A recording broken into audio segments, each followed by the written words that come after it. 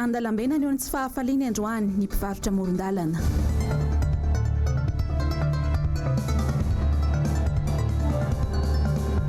Piasan'ny karama malagasy mitaky ny fialan'ny rosianina.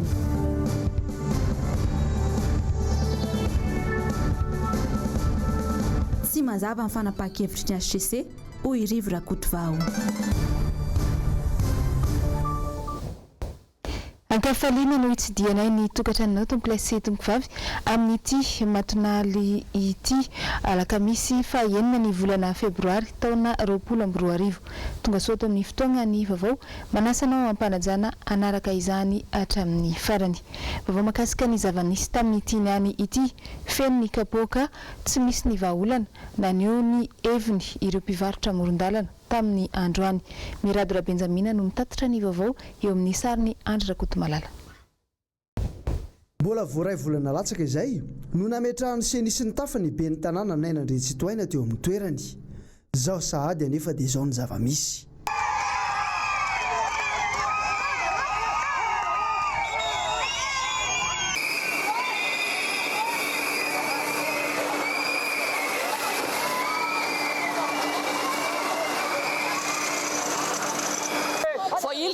Fona voarebrebo fona makany amin'ny lapantanàna ok tongany eny azoma police daholo mameno tsenanay tamin'ny talata indray tamin'ny latsinainy indray zay nandeha taty tondra banderole sakanan'zareo tare tambarina andrina hoe aorony iny fa mahaolana zay navela no vatra kely omaly dia misy tsy avelany androany zay vatra rofony police daholo tompoko ny tanay dia ahoana moa zay tsy anao zao nonany eny zanakay nona zanakay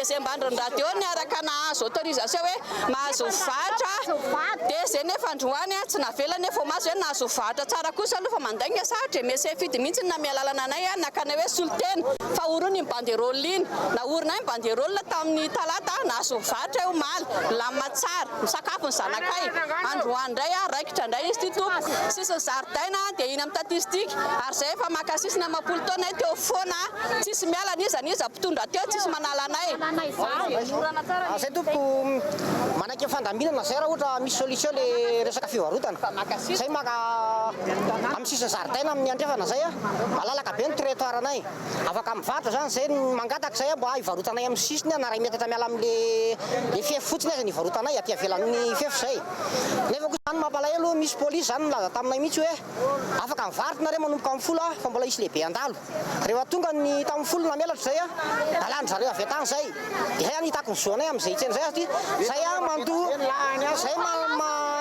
zay mandoa écolage ny zaza mampianatra zaza tsy ho tonga amin'ny toerana maministra daholo ny zanakay raha tsy mahazo ny zoanay kosa zay hoe mba hivarotra afahanay mitady vola zany mba ampianarana ny zanakay satria ty fiainana ty zany dia tsy afaka nianatra ny zanako ny madinika raha ohatra zao foana ny ainana izy le poliniarabe zay ke manana ny zoanay ka tsy tokony ho fanompanompo en plus sady makany entana izy tsy tokony alay ny entana dia tsy tokony ho pahopaina zany zay fa itsotsiny mangalana raha tsisy dia makasisy zay zoanay ny takinay zay tsy manaiky zany raha tsy azonay ny zoanay tsisy zay vatra na metoko fidy anazy nonjay lambe ny tanàna ve meselemera dia tsy nrarahina ve zay fa sao ve valo fidinay anazy sao ve vokany sao ve le valle meselemera fidina le izy zany le tokome zany hoe anaovany tsena mivarotra moron-dalana dia mandrapavita le tsena tokony hoe omely sisy malalaka aloha zay rehefa tonga ny tsena dia mandeha ny antsena zay nefa ola zay tsy ahitana vahaolana maharitra mihitsy hatreto ny mpivarotra moron-dalana esorina ny etsy dia mifindra ny roa aiza nefa ny lokaloka tamin'ny fampelezan-kevitra ny tsinjovana manokana azy ireo. Lafim-baovao hafa kosa dia nagnano valan-dresaka tamin'ny mpanao gazety ireo mpiasa ao amin'ny kromita malagasy androany. Nandefa fitarainana any amin'ny filoham-pirenena izy ireo hitady vahaolana aingana ho amin'ny hoaviny. Mbola vaovao tateriny Miradora Benjamina hatrany eo amin'ny sariny Andry Rakotomalala. Tsy vahaolana amin'ny fampandehanana ny orinasa kromita malagasy ny fiarah-miasa amin'ny Rosianina. raha no heverina hitondra vahaolana ho an'ity orinasa-panjakana ity ny fisian'ity mpandrarah rosianina ity dia toa vao miata handidomdoza ny orinasa sy ireo mpiasa malagasy ao ankehitriny. Raha ny fantatra dia tsy misy mandeha amin'ny laoniny ny orinasa ka takian'ny mpiasa ny alan'ireo rosianindreo amin'ny fitantanana ny orinasa. Voalohany, maro amin'ny mpiasa no tsy mbola nahazo ny karama ny volana Desambra sy roa arivo ka hatramin'izao. Toa tsy manana vahaolana ny mpitantana momba izany. Nefa dia tsapa fa sahirana tanteraka ny mpiasa satria tanàna mitoka-monina Belleville ary lavitra renivohitra ka lafo avokoa ny vidin-javatra aty. Nefa tsy mba toy ny faritra maro eto Madagasikara aty fa kely mivelara-tany azo volena ka miankin-doha tanteraka amin'ny manodidina amin'ny famatsiana ratsakafo, vary, legioma sy ny sisa. Raha ny nambara mpitantana ankehitriny dia noho ireo mpiara-miasa rosianina izay tsy nandony karama no anton'izao fahasahiranana izao. Faharoa, hina tsindriana eto ihany koa fa hatramin'ny fotoana niarahana ny asa tamin'ilay orinasa rosianina izay mpiara-miasa aminay ankehitriny dia tsy nisy fijerena ny maha-olona ny mpiasa. Tsy mahazo fitsaboana raha marary. Na maratra avy any am-piasana aza dia mitsabo tena sy mianto tena. Sy alohan'ny cotisation CNAPS sy ny cotisation retraite complémentaire. Ka dia tena sahirana ireo mpiara-miasa an'ilay ronono satria tsy feno ny latsaky amboka voarotsaka any ka lasa mitotongana ny fahampiainan'izy ireo. Tsy misitraka ny zo mampiasa azy ny mpiasa amin'ny fandehanana hiala sasatra congé, eny fa na ireo tapitra contrat azy. Nefa misy olona izay nanao fahadisoana toto amin'ny orinasa no kasaina averina satria namany mpitantana ankehitriny. Fahatelo, any an-gazety no ahitanay fa nanapa-kevitra samirery hiala ny rosianina ary sahirana mitady mpiara-miasa ny mpitantana ankehitriny. Izahay dia mangataka aminao mba ho foanana tanteraka io fanarahana amin'ny rosianina io satria tsy misy tombony ho an'ny mpiasa na ho an'ny orinasa ary mazava ho azy tsy misy tombony ho an'ny firenena malagasy. Aminay dia azo atao tsara ny mampaleo tena tanteraka ny orinasa raha tsaraina ireo fitaovana ireo ampelantanany ary ny mpiara-miasa rehetra ato dia manana traikefa rehetra ilaina amin'izany. Napidikosa lehibe ny orinasa ny fidirana amin'ny sous-traitance. Efa hita koa izao ny tsy fitezan'ny fampidirana mpiara-miasa vahiny andray an-tanana ny fitrandrahana. Koa angatahanay ny anohanana anay anana fahaleovan-tena ara-pitaovana sy ara-pitantana. Manantena izay Andriamatopolo fa zava-dehibe sy isan'ny fototra azo ny toe-karena malagasy anteherana ny orinasa mpitrandrahana tohitony ka ho jerenao akaiky.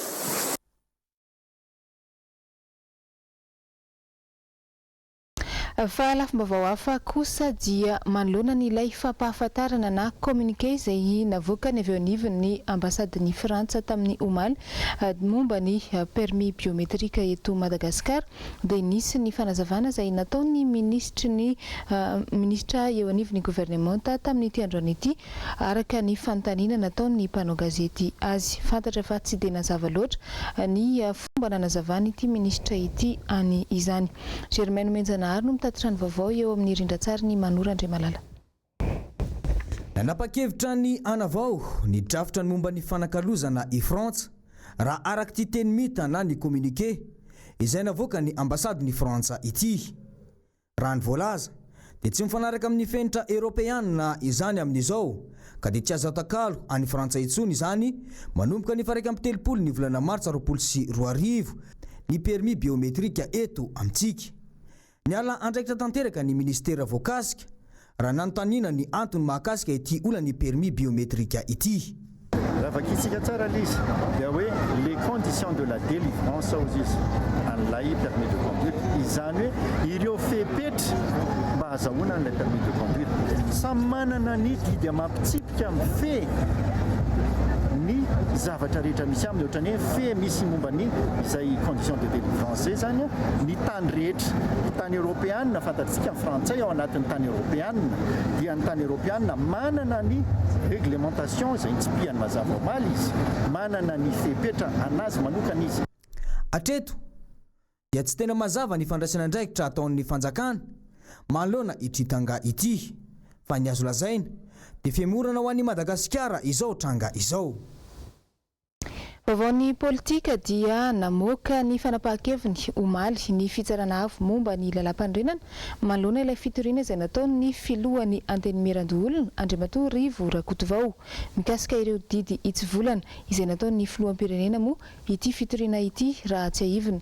Nisy ny faneho-kevitra izay nataon'ny filohan'ny antenimiran-doolona androany izay mbola nanamariany fa tsy nahafapo azy ny fanapahan-kevitra izay navoaka ny HCCI satria manjavozavo loatra ilay didy. Andeha rahantsika vetrany ny fanampanazavana.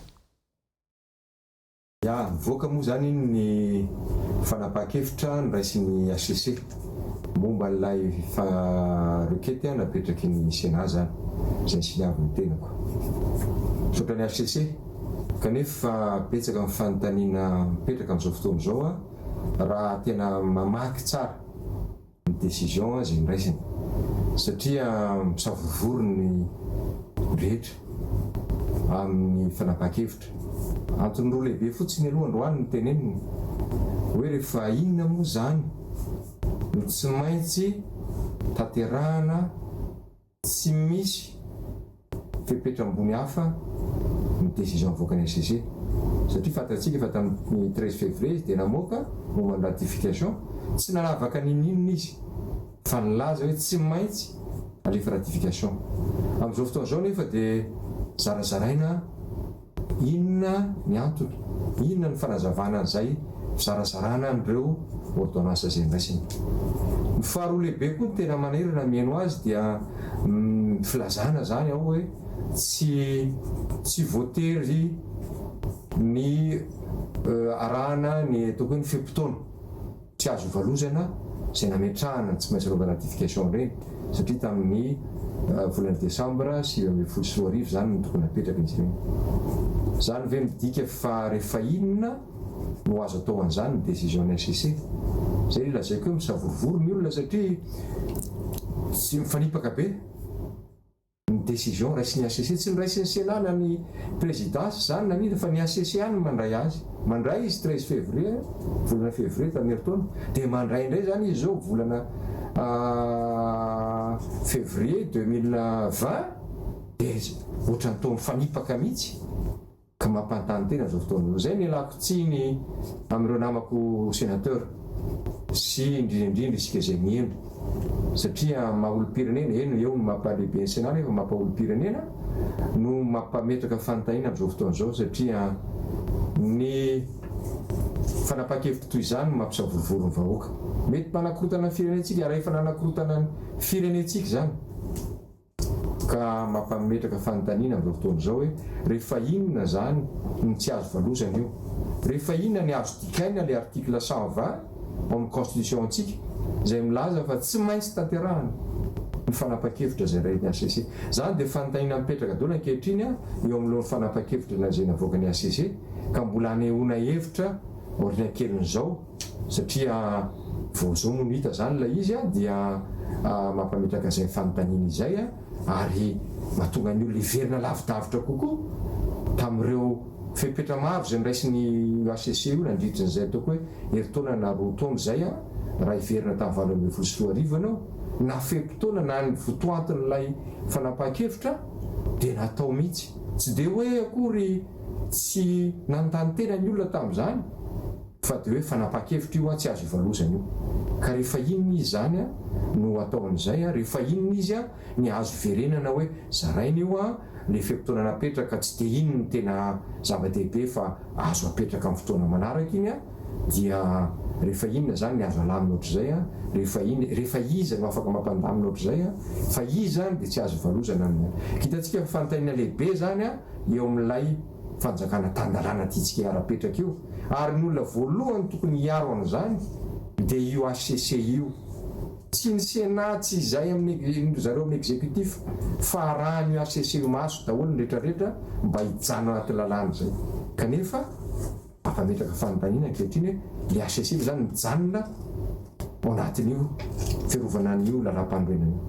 Zay ny fanontaniana amin'izao fotoana izao ary mino fa betsaka na ny isika malagasy mpanara-baovao ireo communauté internationale zay nilaza foana tokony mijanona ao anatin'ny cadre légal, tokony tsy hanao interprétation large ny texte fa interprétation stricte foana no atao kanefa zao fotoana zao dia hita fa toa misy marina ihany lazain'ny olona hoe toa manaraka ny bokiny fotsiny.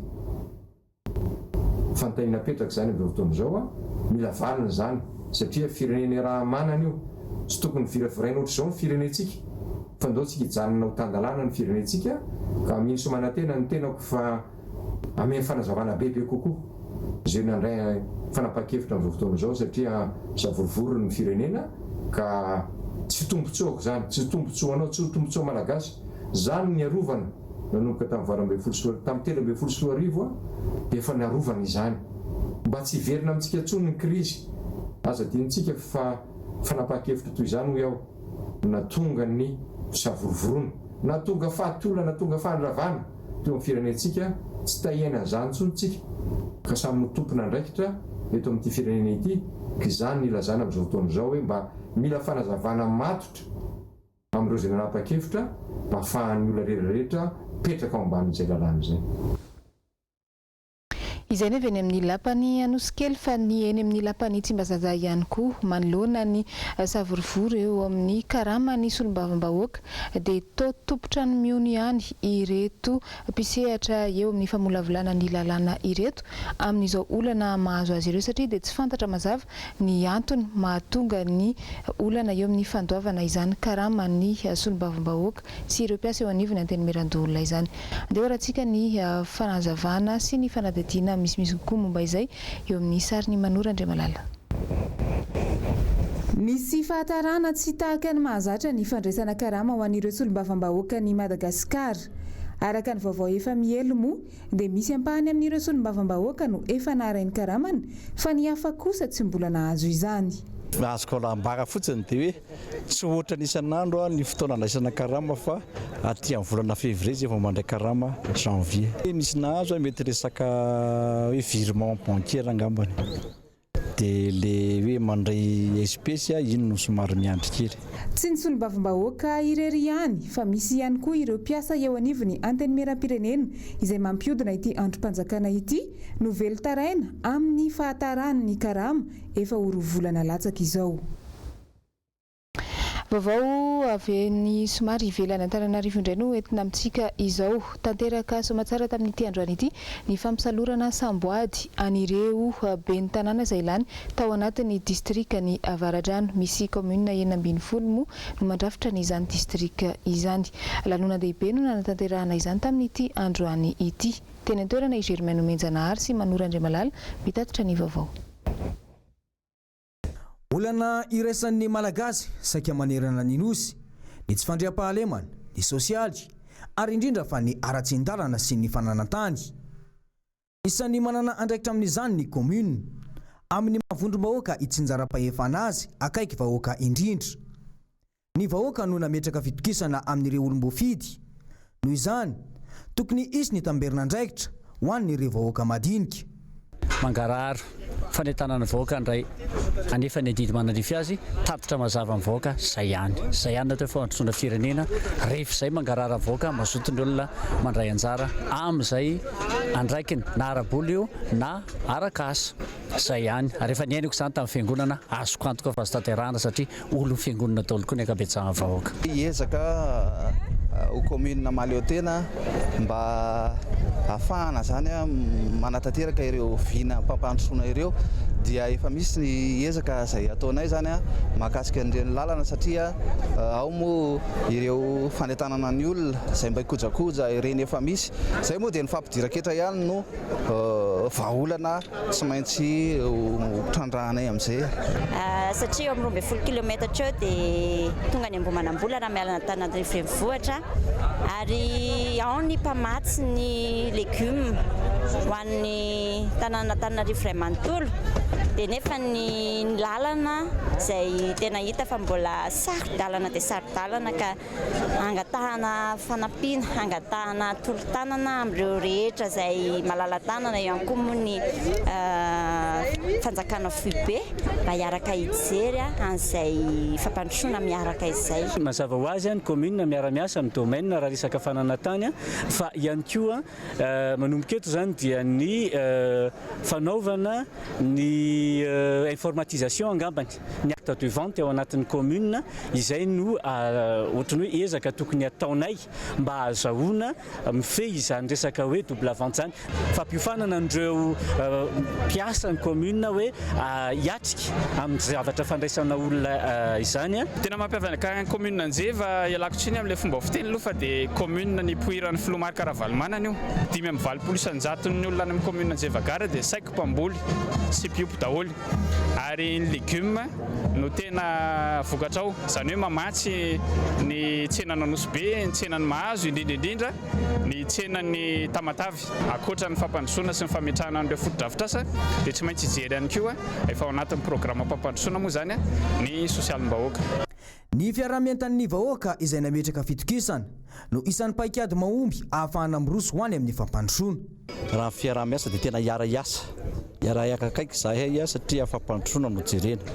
Enona ny mira rehetrarehetra izay tsy ao anatin'ny atokotiko Madagasikara dia tsy maintsy hiara-iasa amin'izay resaka fampandrosoana izay amin'ity distrika Navaratrano ity. Ny vahoaka no jerena ary izay fampandrosoana mba ahafahana miala amin'izao fahantrano izao zany no iarahanay mientana ary iarahanay mifanampy amin'izay fiaramiasa amin'ny ben'ny tanàna rehetrarehetra izay. Tsara mony manamarika fa miisa 5 ireo ben'ny tanàna izay voafidy tamin'ny anarany Antokotimy no nandray tamin'ny fomba ofisialy ny samboady mahaben'ny tanàna azy ireo ao amin'ny distrika Navaratrano. Vaovao sosialy kosa indray voaresaka tato ato ny ary nentina teo anivon'ny fampalalam-baovao samihafa ny makasika ny fibodoana tanin'olona ataon'ny fanjakana na koa ataona manam-pahefana ambony eto amintsika. Ny teny momba izay indrindra androany ny avy amin'ny monde justice. Voarantsika ny fanadihadiana nataony Ravirazafy Mahenina sy Tahiry Ranariny.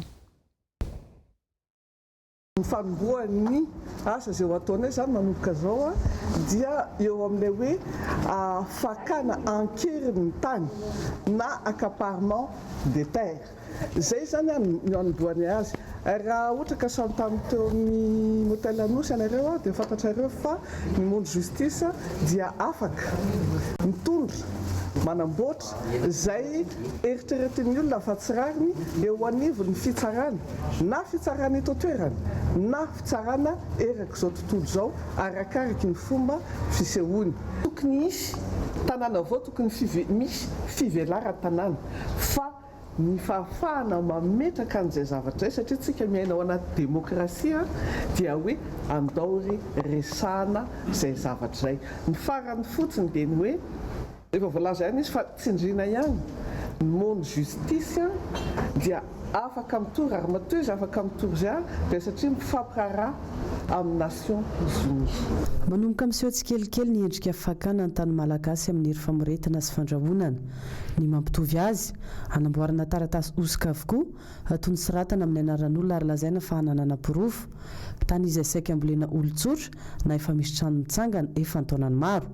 Anekitera maromaro ny resaka eto. Hitanareo rehefa hoe mifanaraka amin'ny firenena hafa dia tsy maintsy mihera amin'ny tompony dia tsy maintsy mampiditra amin'ny vahoaka dia tsy maintsy manazava amin'ny vahoaka hoe zao tsy mety amin'le ahoana ny hevitrareo fa zao tsy mety ary ahoana ny mety ahoana ny farahantsika ahoana ny fanarahantsika dia vahoaka zany miteny izay zao tsy mety na mandalo vahoaka amin'ilay toerana fa tsy ilay vahoaka amin'ny toerana ihany tompoko fa ny Madagasikara ray manontolo satria io zavatra io hianaka dia hianaka eran'ny Madagasikara efa misy hevitra hoe hanao any Antsirana ny Tuleara tovitovy daholo ka zava-doza be io fa io natao hoe accaparement de terre na hoe fangalana ny tany ankeriny ary hianaka eran'ny Madagasikara io ka raha tsy miady mafy tsika ho an'ny Ambohitra Manjaka manafoana an'io dia mandeha ho azy daholo angamba mety sanatria dia mandeha ho azy daholo ny sisa. Efa nazahoana fitarainana avokoa mahakasika izany ny tany Fenarivesta, Tomasina, Mampikony ary Mpamangoky.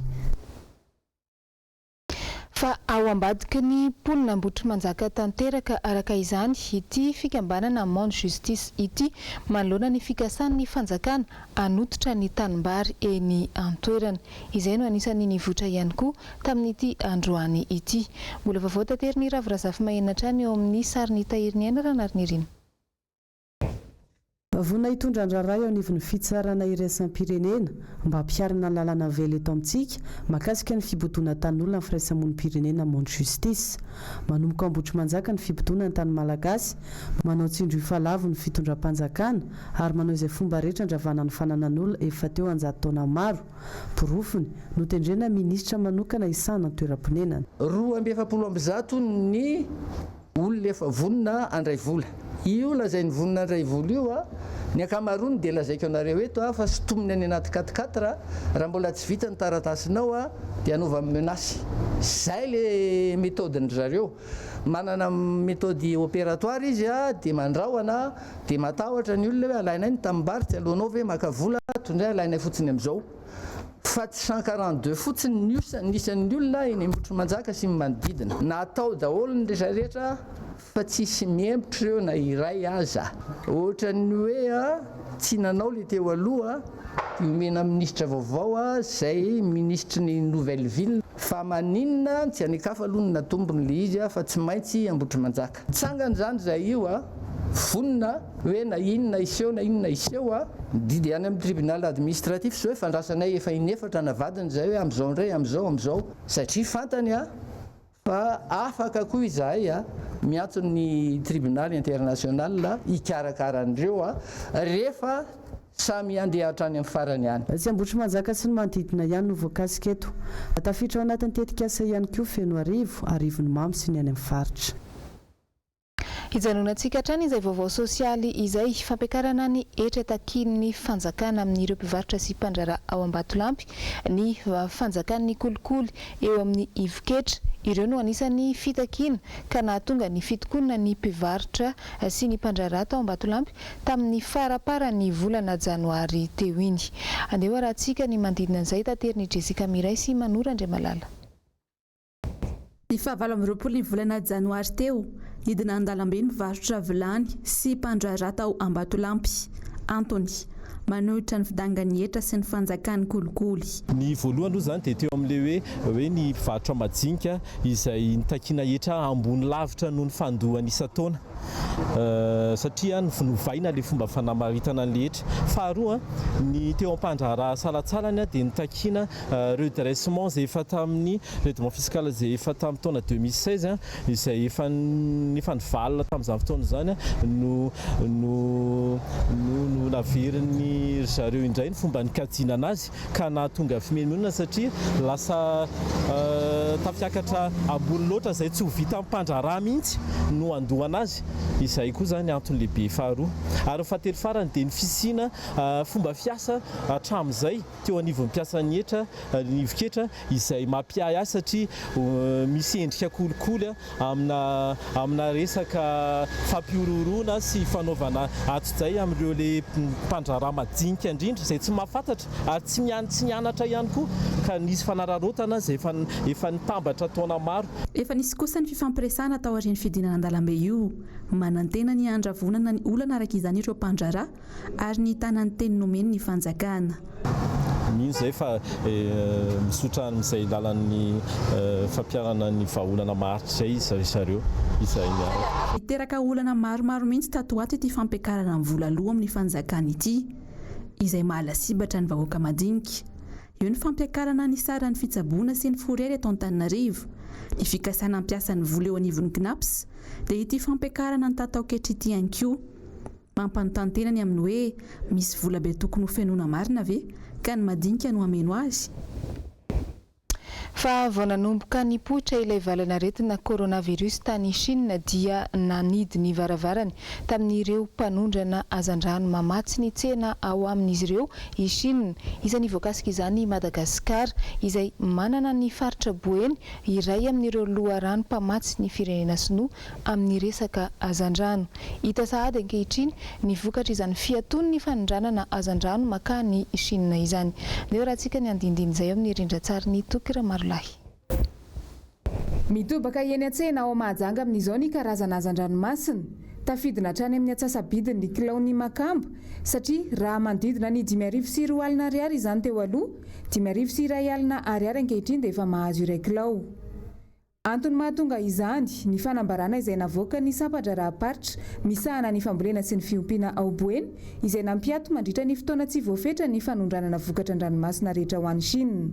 Ny teratany Sonora Atsahivina no mpanjifa voalohany ny hazan-drano ao Mahajanga. Ny fianaka ny coronavirus io dia nanapa-kevitra ny any Chine fa tsy misy hazan-dranomasina miditra ny Chine. Noho izany dia tsy mahazo mandefa koa zany tsika malagasy. Noho izany ihany koa dia tsy mandray hazan-drano intsony ireo sinoa izay mipetraka eto amintsika. Fa io dia tsy fantatra oviana no hijanona izay fanapahan-kevitra zay. Tsy ny makamba ihany fa ny filao sy ny drakaka ihany koa dia ny hena ny vidiny eny bazary. Fotoana ahafahana manara-po manjifa ny hazan-dranomasina amin'ny vidiny zakany rehetra izao hoy ny ankamaroan'ny mponina. Amin'ny andavanandro mantsy dia ahondrana ny Chine avokoa ireo vokatra tena tsara ao amin'ny faritra Boeny ka tsy takatry ny sarambabe bahoaka ny vidiny hazan-drano sisa amidy eny amin'ny tsena anatiny. Etsy ankilany anefa ny mpandraharaha mahatsiaro faty antoka satria mitobaka ny drakaka ka misy ny maty ho azy. Izy ireny izay mbola tadiavan'izy ireo hevitra amidy ihany na dia mitera-doza ho an'ny olombelona aza ny fihinanana drakaka efa maty. Izany momba niny fa teto Antananarivo kosa manoloana n'ilay tranga niseho tamin'ny herinandro lasa teo iny nisy n'ilay renim-pianakaviana izay nanary ny zanany tao anaty lakan-drano. Notanana amponja vonjomaika ilay ramatona nipony zanany lahy kely iray taona sy tapany tao amin'ny lakan-drano ny Andriantany rehefa niakatra fitsarana omaly alarobia 5 ny volana Febroary. Nandritra ny famitorana natao azy no nilaza izy fa noho ny ady nisy teo aminy sy ilay rain-janany no nanipazany ny zanany tao anaty rano. Tsy mirara azy ihany koa ilay rain-janany ka nilaza izy fa tsy vitany ny mamelona ny zanany izay no saika hamonoany azy. Efa saika niaran'ny fitsaram-bahoaka moa ity ramatoa ity saingy tonga ra-potoana ny mpitandro ny filaminany. Na dia tsy nahatsiaro tena aza ilay zaza tao aorian'ny nanavotana azy tao anatin'ny rano dia efa salama tsara izy amin'izao ary efa naterina eny amin'ny fitezana zazakamboty eny Ambohidratrimo.